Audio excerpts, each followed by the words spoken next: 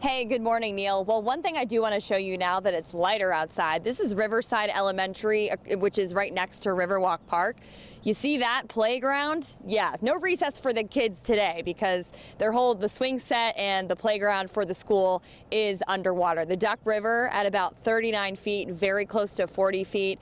That is very close to the major flood stage. The flood stage, the minor flood stage, is 32 feet, and it's going to take a while for this water to recede.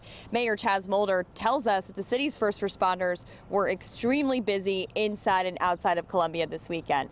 Thousands of people were without power on Saturday, but down lines were fixed pretty quickly. By Sunday, those thousands of people did have their power restored. He's asking everyone to follow emergency crews advice, make sure you're not putting yourself in a dangerous situation, and watch out for high water because some roads are still affected by this, and the mayor is thankful that nobody died. So Carter's Creek Pike is one of the roads that is back open this morning, but here at Riverwalk Park, you still see some issues, of course, but the road, Riverside Drive, parts of it are back open. We did still see some barriers, though, throughout this area, so make sure that you are listening to those rules, not going around those because you really don't know what you're going to get into, especially if it's dark outside. So also, Maury County schools, they will be back in school today. We did see a couple of school buses driving by, so make sure you keep that in mind as well. And if you will have an issue getting to school this morning, you'll want to contact your school directly to figure out alternate plans. Reporting live in Columbia, Julia Palazzo, News 2.